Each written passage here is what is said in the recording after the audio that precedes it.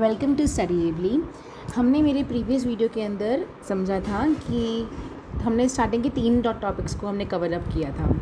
तो एक बार हम फिर से एक बार डेट्स को रिवाइज़ कर लेते हैं। 1789 के अंदर फ्रेंच रेवोल्यूशन शुरू हुआ। 1799 के अंदर नेपोलियन आया और उसने आते ही डेमोक्रेसी को हटवा दिया। 1804 के अंदर उसका सिविल कोड इंट्रोड्यूस करवाया गया और 1815 तक उसका शासन चला। आज के दिन हम देखने वाले हैं 4th टॉपिक, जो कि है सोसाइटी की डिविजन्स यूरोप के अंदर 1750 से लेके 1815 तक। ठीक है, मतलब कि फ्रेंच रेवोल्यूशन के हल्के से पहले से लेके नेपोलियन रूल के शासन के एंड तक। ठीक है, तो देखते हैं। Around the mid 18th century there was no nation state in Europe. जो मिड 18th सेंचुरी थी तब तक यूरोप के अंदर कोई भी नेशन स्टेट नहीं था। वैसे जो टेक्स्ट बुक है उसके अंदर दिया हुआ है कि 1600 समथिंग के अंदर इंग्लैंड के अंदर एक नेशन स्टेट था, लेकिन मोस्ट ऑफ द जितनी भी कंट्रीज़ थे, ज़्यादातर देशों के अंदर एक नेशन स्टेट नहीं था। अब नेशन स्टेट होता क्या है? इसका मतलब होता है एक इंडिपेंडेंट कंट्री या फिर ऐसा स्टेट, बेसिकली एक इंडिपेंडेंट एरिया। ठीक है, एक आत्मनिर्भर एरिया जहाँ पर जो मेजॉरिटी ऑफ पीपल हैं, यानी कि जहाँ के ज़्यादातर लोग एक कॉमन लैंग्वेज, कॉमन हिस्ट्री और एक कॉमन ट्रेडिशन को शेयर करते हैं। मतलब कि एक ऐसी जगह जहाँ के जो लोग हैं उनकी जो भाषा है वो भी सेम हो, उनकी जो हिस्ट्री है, मतलब कि उनके पास के अंदर जो जो हुआ था, उनकी एंशियंट हिस्ट्री वो भी सेम हो, और उनके जितने भी रीति रिवाज हैं वो सभी सेम हो, और जो वहाँ की जो सरकार है वो भी उन पर थोपी नहीं गई है। मैंने इसके अंदर हिंदी का भी एक सेंटेंस ऐड कर दिया, थोपा नहीं गया है, यानी कि the government is in forcefully imposed on the people. Okay, इसका मतलब हुआ कि जो भी लोग हैं वो सेटिस्फाइड हैं कि सरकार का जो भी रूल चल रहा है वो उनके हिसाब से हो रहा है। मतलब कि जो आम आदमी है वही सरकार को चुन रहे हैं और सरकार उन पर थोपी नहीं गई है और लोग उसके साथ एग्री करते हैं। ये इसलिए था क्योंकि जो मिड 18th सेंचुरी थी, मतलब कि नेशन स्टेट यूरोप के अंदर क्यों नहीं था? क्योंकि जो मिड 18th सेंचुरी थी उसके अंदर एक ह्यूज डाइवर्सिटी थी लोगों के अंदर। मतलब कि जो डाइवर्सिटी है, इस टर्म का क्या मतलब हुआ? इसका ये मतलब हुआ कि जो लोग थे उनके बीच में, कहते हैं ना कि यूनिटी एंड डाइवर्सिटी, लोग काफ़ी ज़्यादा अलग अलग वो तरह के थे। इसका एक एग्जांपल देखते हैं। हैब्सबर्ग एम्पायर, ये एक एरिया का नाम है, एक देश का नाम है हैब्सबर्ग एम्पायर, जो कि ऑस्ट्रिया और हंगरी का एक एम्पायर था। उसके अंदर 3 भाषाएं थी। वो भाषाएं थी फ्रेंच, इटालियन और जर्मन। ठीक है, 3 भाषाएं थी। मतलब कि भाषाएं होने का क्या मतलब हुआ कि वहाँ के जो लोग थे हैब्सबर्ग एम्पायर के, वो लोग अलग अलग भाषाएं बोलते थे। 3 भाषाएं थी, फ्रेंच, इटालियन और जर्मन। इसीलिए ये वाला आइडिया किसी के मन में ही नहीं आया, क्योंकि वहाँ पर कोई चांस ही नहीं था कि कोई कॉमन लैंग्वेज मिल सके या कोई हिस्ट्री मिल सके। ऐसा कोई चांस ही नहीं बन रहा था, क्योंकि उनकी जो भाषाएं ही अलग अलग हैं।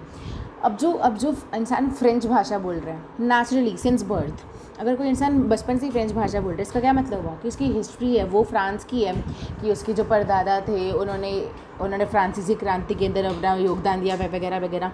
वैसे ही अगर कोई इंसान जर्मन या वो इटालियन बोल रहा है, तो मतलब कि उसकी भी जो हिस्ट्री है वो भी जर्मनी या फिर इटली की होगी, और वैसे उसकी जो भी रीति रिवाज होगी वो भी वैसे होंगे। तो नेशन स्टेट का आइडिया इसीलिए ही नहीं आ पाया। ये एक ऐसा एग्जाम्पल है। ठीक है, तो मतलब कि नेशन स्टेट अब कोई कैसे बना सकता है? अब किसी की हिस्ट्री ही अलग है, किसी की भाषा ही अलग है, तो अब आप एक नेशन स्टेट आप कैसे बना पाओगे? अब बात आती है कि नेशन स्टेट की जो एंट्री थी, ये जो आइडिया था नेशन स्टेट का, ये कहाँ से आया? अब देखते हैं। उस समय में जो यूरोप था उसके अंदर 2 डिवीज़न थे, बेसिकली 2 डिविजन्स थे, जो कि आगे चलकर 3 डिविजन्स हो गए थे। देखते हैं। सबसे पहला था एरिस्टोक्रेसी, लैंड ओइंग क्लास, यानी कि वो ही थी, ये हाईएस्ट क्लास थी एरिस्टोक्रेसी मतलब कि लैंड ओइंग क्लास थी। उनके पास अपनी खुद की ज़मीन थी, और जितनी भी ज़मीन थी वो एरिस्टोक्रेसी की थी, या तो 100% या फिर ज़्यादातर। सेकेंड पॉइंट है कि ये लोग फ्रेंच में बोलते थे, इनकी भाषा थी फ्रेंच। उस समय पे जो फ्रेंच भाषा थी इसको लैंग्वेज ऑफ द रिच माना जाता था। मतलब कि जो अमीर लोग हैं, जो अच्छे, जो रईस लोग हैं, इनकी भाषा माना जाता था फ्रेंच। इसीलिए ये लोग भी फ्रेंच ही बोलते थे, अमीरों की भाषा थी और ये लोग काफ़ी ज़्यादा अमीर थे। वैसे ही जो एरिस्टोक्रेसी थी वो स्मॉल ग्रुप्स के अंदर थी, मतलब कि ज़्यादा बहुत सारे लोग नहीं थे, इनकी जो जनसंख्या थी ज़्यादा नहीं थी, ये स्मॉल ग्रुप्स के अंदर थे। और फोर्थ पॉइंट कि जो फैमिलीज़ थी वो मैरिज के ज़रिए वो कनेक्टेड थी, यानी कि इंटर क्लास मैरिज होती थी। मतलब कि अगर कोई इंसान है जो कि एरिस्टोक्रेसी का है तो उसकी शादी भी एक एरिस्टोक्रेसी वाले ग्रुप के ही इंसान से होगी। तो इस ढंग से ये लोग एक दूसरे के साथ कनेक्टेड थे और ये सेम सोसाइटी में और सेम कल्चर के अंदर ही मैरिड थे। वैसे ही इन सब की एक कॉमन वे ऑफ लाइफ थी, इन सब का एक हाई स्टैंडर्ड ऑफ लिविंग होता है, तो इन सब का भी एक सिमिलर स्टैंडर्ड ऑफ लिविंग था जो कि काफ़ी हाई था। तो मैंने इसके लिए एक इलस्ट्रेशन भी ड्रॉ की है एरिस्टोक्रेसी के लिए। एरिस्टोक्रेटिक क्लास मोटे लोग होते हैं, ऑब्वियसली ज़्यादा खाते हैं, और ये लोग, मैंने यहाँ पे इसको ब्लैक शेड किया है ये चीज़ को दिखाने के लिए कि एरिस्टोक्रेटिक क्लास काफ़ी ज़्यादा रईस लोग होते हैं, किसी की परवाह नहीं करते हैं, they are quite selfish most of them. Second group था पेजेंट्री। ओके, ये लोग जो थे, इसके नाम से क्या समझ आ रहा है, हु आर पेजेंट्स, ये लोग होते हैं फार्मर्स, लेबरर्स वगैरह। ये लोग यूजुअली हम इसमें फार्मर्स की बात करते हैं। ओके, तो जो फार्मर्स थे, जो पेजेंट्स थे, they looked after the land of the aristocracy. Aristocracy की लैंड के, यानी कि जो जो जो जो अमीर लोग थे, इनकी ज़मीन की देखभाल करते थे। ठीक है, फिर ये लोग ज़्यादा संख्या में थे, इनकी जनसंख्या भी ज़्यादा थी, जो ये पेजेंट्री थे। इसके लिए भी मैंने एक इलस्ट्रेशन ड्रॉ की है। यहाँ पे मैंने ये इंडिगो प्लांट्स ड्रॉ किए हैं। ये तुमको एक चीज़ की झलक दिलवाने के लिए कि हमने क्लास 8 वगैरह के अंदर हमने क्या देखा था कि जो रियोत थे, ये लोग इंडिगो वगैरह उगाते थे, तो इनको काफ़ी ज़्यादा इन पे डोमिनेशन होता था एंड ऑल दैट। अब हमने यहाँ पे देखा था कि स्टार्टिंग के अंदर, यानी कि इनिशियली देवर 2 डिविजन्स, जो कि आगे चलकर 3 हो गए थे। अब देखते हैं कि तीसरा क्या था। इंडस्ट्रियल सेक्टर के अंदर ग्रोथ होनी शुरू हो गई, इंडस्ट्रियल सेक्टर के अंदर ग्रोथ होनी शुरू हो गई, और इसी के बाद एक मिडिल क्लास एमर्ज हुआ। ऑब्वियसली अगर 2 टाइप के लोग हैं, अमीर लोग हैं बहुत ज़्यादा अमीर, और एक है बहुत ज़्यादा गरीब, तो आप लोग, यानी कि जो नॉर्मल लोग, आप कौन सी क्लास के हो, आप लोग या तो आप काफ़ी ज़्यादा अमीर हो गए, या फिर आप काफ़ी ज़्यादा गरीब हो गए, या फिर कोई इंसान एक मिडिल क्लास फैमिली का होता है। अगर कोई इंसान अमीर है मतलब कि उसके पास बहुत ज़्यादा पैसा है। यूजुअली अमीर लोग इतने मेहनती नहीं होते, लेकिन ऐसे अमीर लोग भी होते हैं जो कि मेहनती होते हैं। इसीलिए हर जगह पे कुछ ना कुछ एक्सेप्शंस होते हैं। वैसे ही ऐसा नहीं होता कि हर कोई गरीब इंसान मेहनती होता है, हर कोई नहीं मेहनती होता, वैसे ही एक्सेप्शंस थे और एक मिडिल क्लास आ गई। इसके अंदर कौन कौन लोग थे, इसके अंदर थे इंडस्ट्रियलिस्ट्स। ठीक है, इसके अंदर इंडस्ट्रियलिस्ट लोग थे और कुछ टीचर्स थे और ये बिजनेसमैन थे। अब जो टीचर्स थे और क्लर्क्स थे और डॉक्टर्स थे, ये सब लोग कौन सी श्रेणी में आते हैं, they come in the group of professionals. Okay, तो अब तक हमने ये सब देखा। अब अगले वाले में चलते हैं। अब 2 आइडियाज़, एजुकेटेड मिडिल क्लास। देखो अब एक सेक्शन है, अगर 3 ग्रुप हैं, 3 ग्रुप कौन कौन से थे, aristocracy, pageantry and the middle class. अब जो मिडिल क्लास को अगर हम देखें, इसके अंदर भी 2 टाइप के लोग होंगे, एक तो होंगे जो पढ़े लिखे हैं, एक हैं जो पढ़े लिखे नहीं हैं।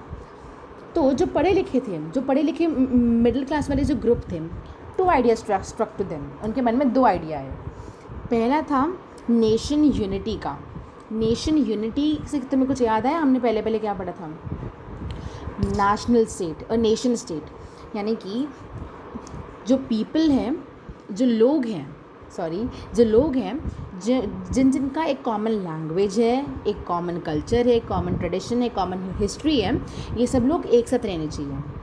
और सेकेंड आइडिया था लिबरल नेशनलिज्म का। 2 आइडिया थे, पहला था नेशन यूनिटी का which is quite much related to the idea of a nation state, and the second idea was of liberal nationalism. अब ये होता क्या, अगर हम 2 वर्ड्स को देखें, लिबरल और नेशनलिज्म। नेशनलिज्म मतलब कि देश के लिए प्यार, कंट्री के लिए प्यार, और है लिबरल यानी कि फ्रीडम, लिबर्टी। अब हम इसके ना कुछ पॉइंट्स को देख लेते हैं। पहला है freedom of individual, it means that everyone must be free. कोई भी इंडिविजुअल है, इंडिविजुअल यानी कि कोई अकेला इंसान, यहाँ पे बात हो रही है हर एक अकेले इंसान की, या हर एक कैसा भी इंसान है, हर एक इंसान की बात हो रही है कि हर एक इंसान फ्री है। फ्री का मतलब वो वाला फ्री नहीं कि कोई भी इंसान ये मुफ्त है, इसका मतलब है कि कोई आज़ाद है, हर एक इंसान आज़ाद है और हर एक इंसान को आज़ादी का हक होना चाहिए।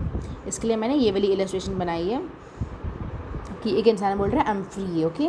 तो ये है इंडिविजुअल का राइट। दूसरा इक्वालिटी बिफोर लॉ, जो कि सिविल कोड का भी हिस्सा था कि इक्वालिटी बिफोर लॉ। देखो अब एक चीज़ ध्यान देना कि जो पढ़े लिखे लोग हैं उन्हीं के मन में ये सब आइडियाज़ आए, क्योंकि ये सब आइडियाज़ काफ़ी कॉमन सेंस के आइडियाज़ हैं, काफ़ी ज़्यादा बेसिक आइडियाज़ हैं, लेकिन यही बेसिक राइट्स लोगों से छीने जा रहे थे।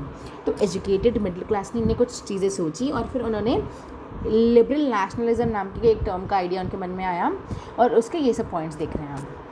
सेकेंड पॉइंट है इक्वालिटी बिफोर लॉ, यानी कि हर एक इंसान लॉ के सामने इक्वल होना चाहिए।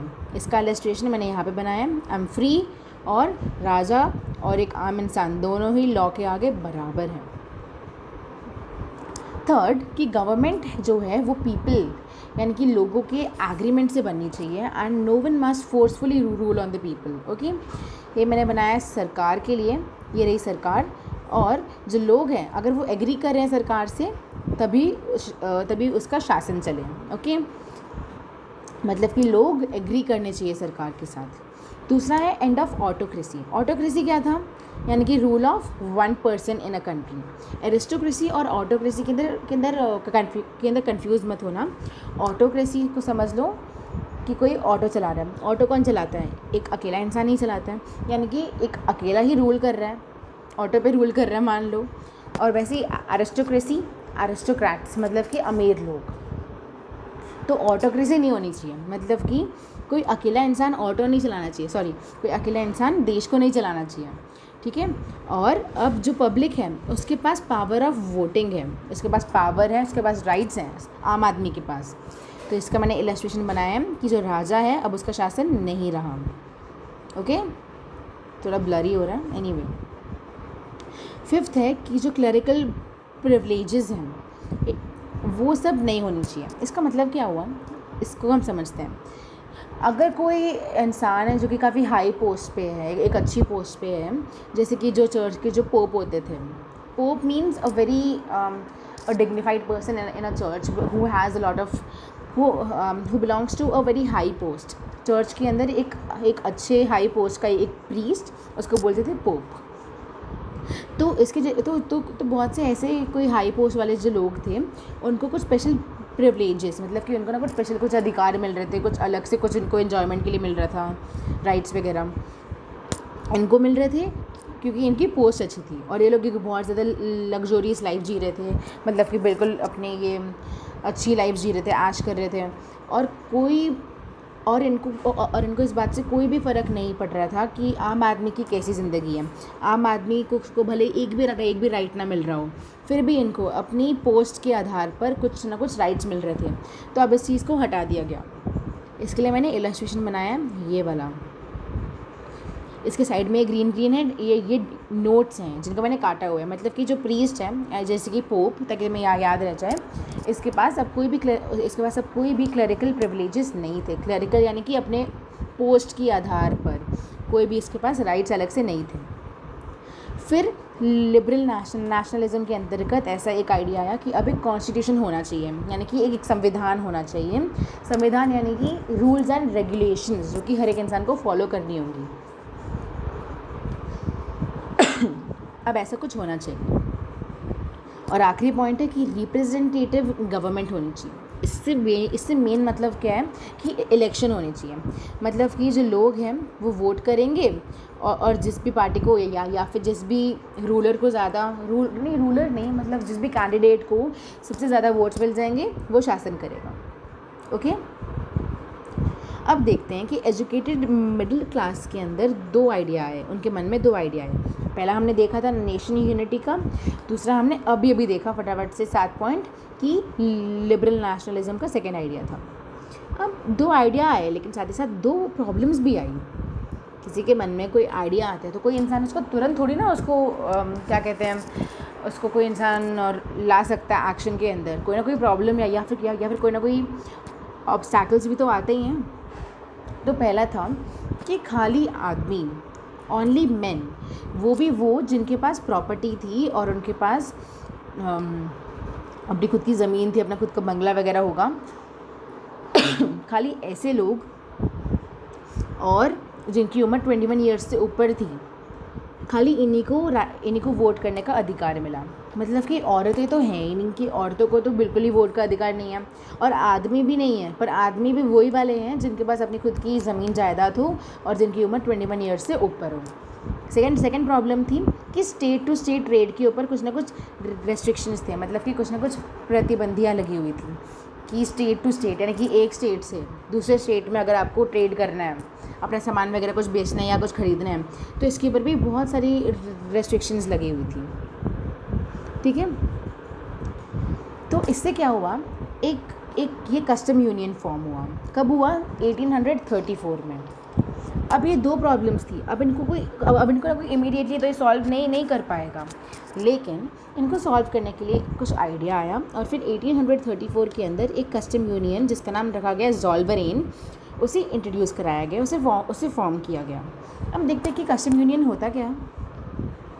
एक ऐसे तरह का ट्रेड ब्लॉक होता है, ब्लॉक BLOC, ब्लॉक का मतलब होता है ग्रुप, ठीक है, जिसके अंदर फ्री ट्रेड, जो कि फ्री ट्रेड एरिया से कंपोज होता है, यानी कि इसे बना हुआ होता है, और एक कॉमन एक्सटर्नल टैरिफ होता है उसके पास। और टैरिफ क्या होता है? एक ऐसा टैक्स जो कि एक पर्टिकुलर तरह के इंपोर्ट्स और एक्सपोर्ट्स के ऊपर लेवी किए जाने वाले टैक्स को बोलते हैं टैरिफ। ओके, तो जो कस्टम यूनियन है वो क्या था कि कस्टम यूनियन एक बनाया गया ज़ॉल्वरेन नाम का 1834 में। ये डेट इंपॉर्टेंट है। अब देखते हैं कि फटाफट से कस्टम यूनियन क्या होता है। एक ऐसे तरह का ये ग्रुप होता है जिसके अंदर एक फ्री ट्रेड एरिया होता है और उसका एक कॉमन एक टैक्स होता है जो कि एक पर्टिकुलर तरह के इंपोर्ट और एक्सपोर्ट के ऊपर लेवी किया जाता है। इंपोर्ट यानी कि किसी देश में आने वाला सामान जिसको हमने ख़रीदा है, और एक्सपोर्ट यानी कि किसी देश से बाहर बिकने वाला सामान। और ज़ॉल्वरेन को प्रूशिया और बहुत सारे मतलब कि ज़ॉल्वरेन को प्रूशिया नाम के एक देश ने फॉर्म किया था, शुरू किया था, और बाद में ढेर सारे जर्मन स्टेट्स ने इसको ज्वाइन कर लिया था। इससे क्या क्या रिज़ल्ट्स हुए, मतलब कि ज़ॉल्वरेन के जो कस्टम यूनियन के आ जाने से क्या क्या चेंजेस आए। पहला था कि ट्रेड बैरियर को हटा दिया गया। ट्रेड बैरियर यानी कि जो कस्टम ड्यूटीज़ थी, कस्टम ड्यूटीज़ हमने देखा था, जो ट्रांसपोर्टेशन के नाम पे जो टैक्स लेवी किए जाते थे ट्रांसपोर्टेशन के लिए, उन सबको हटा दिया गया। और यानी कि ट्रेड बैरियर क्या होता है? Taxes levied on state to state transports. ठीक है, तो ये इंसान अपने एक स्टेट से दूसरे स्टेट में जा रहा है कुछ सामान को बेचने के लिए, यहीं पर एक ऑफिसर खड़ा और वो उससे टैक्स मांग रहे हैं, पर अब टैक्स हटा दिया गया है और ट्रेड के नाम पे जो बैरियर्स थे वो हटा दिए गए। सेकेंड है कि नंबर ऑफ़ जो करेंसीज थी, यानी कि जो अब एक जगह की करेंसी क्या होती है, यानी कि उस तरह का मतलब कि वहाँ के पैसे कैसे हैं। तो पहले पैसे थे 30 तरह के अलग अलग वहाँ पे जो थी वो करेंसीज़ थी। पहले 30 अलग अलग तरह की करेंसीज़ थी, पर बाद में वो बस 2 उन्होंने रख दी कि बस 2 ही करेंसीज़ रहेंगी। मैंने यहाँ पर 6 कॉइन्स ड्रॉ किए हैं और मैंने यहाँ पे 5 कॉइन्स ड्रॉ किए हैं। इसको मैंने 6 से मल्टीप्लाई किया खाली दिखाने के लिए कि पहले 30 करेंसीज़ थी अलग अलग तरह की, पर अब खाली 2 करेंसीज़ कर दी गई। तो इस क्लास के लिए इतना ही है। अगले क्लास के अंदर हम आगे वाली चीज़ों को समझेंगे। Okay, bye.